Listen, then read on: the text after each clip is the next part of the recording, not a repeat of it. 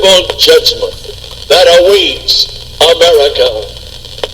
God does not countenance iniquity and desecration and disobedience in any people, whether they are in his church or in his synagogue or in his holy city or in his Solomonic temple in New York or Dallas or Paris or Peking or Moscow.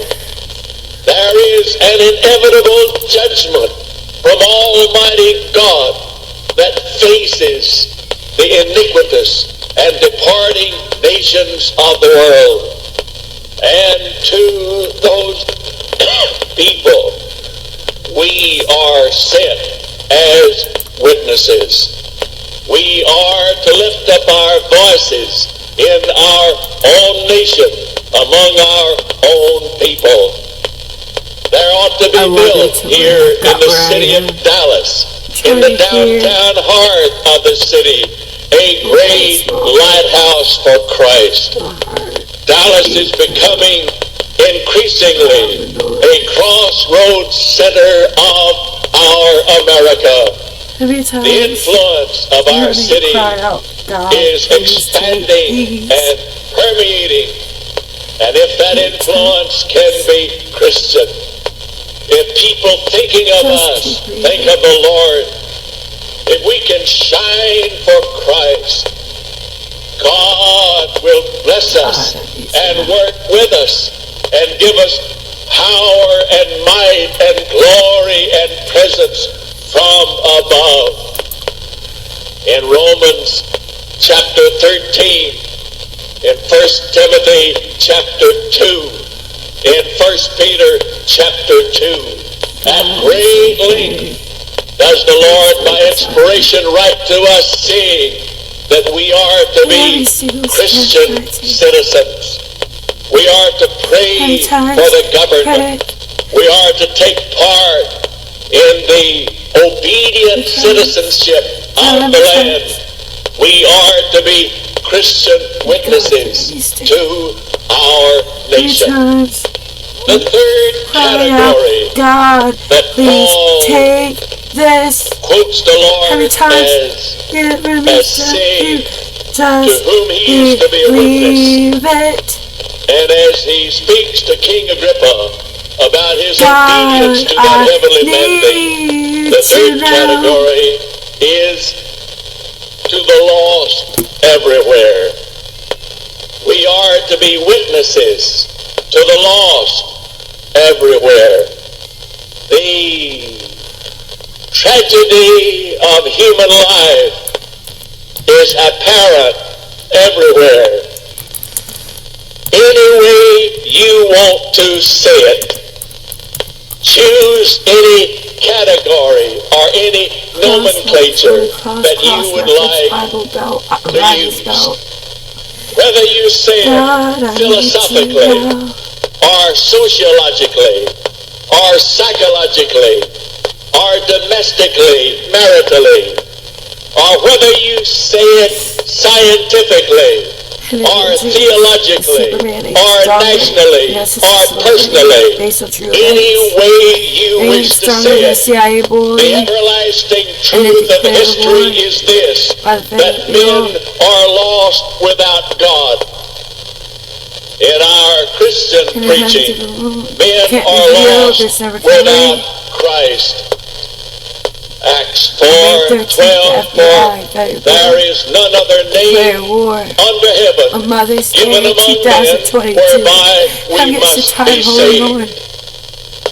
Men are lost in this life now. They are lost in death. They are lost at the great judgment bar of Almighty God, and they are lost in eternity. Men are lost without Christ. What is needed above everything else? What is needed is a compassionate heart to witness to the lost all around us of the hope and the forgiveness and the life and the destiny and the preciousness and the blessing that we have in our dear Lord. Walking through how I wonder how I got to where I am.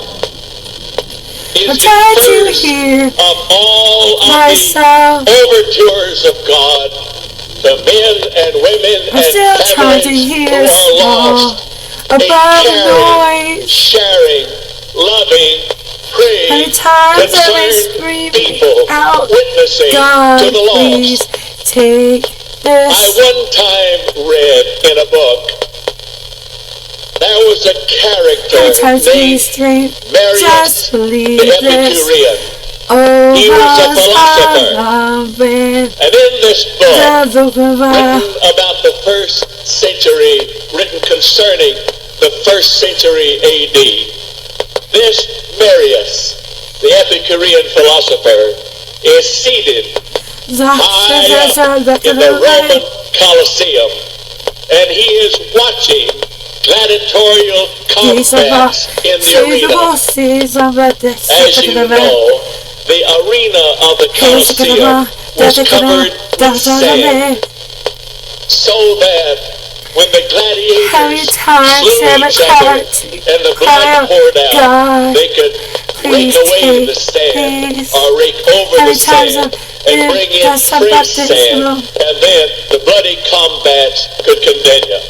As Marius, the Epicurean philosopher, sits there in the height of the Roman Colosseum, watching those bloody combats, he turns to his companion and he says, what is needed is the heart that would make it impossible to look upon such bloodthirsty combat, and the future would belong to the power that could create such a heart.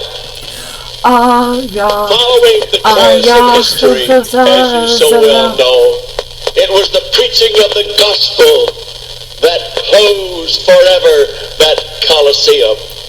It was the preaching of the gospel that forever did away with those bloody gladiatorial confrontations. It was the preaching of the gospel that forever did away with the execution by crucifixion of a malefactor. It was the preaching of the gospel that forever did away with human slavery. It was the preaching of the gospel that forever did away with the exposing of children. It was the preaching of the gospel that elevated and raised womanhood and family life. It was the preaching of the gospel that brought ministries to the poor, to the suffering. There was not a hospital in the entire Roman Empire. There was not an orphan's home in all of the history of the Greco-Roman people. It was the compassionate love. It was the caring heart of the Christian witness that elevated the world into another sphere, another life, another devotion. It is that same compassionate concern on the part of God's people that is so desperately needed today.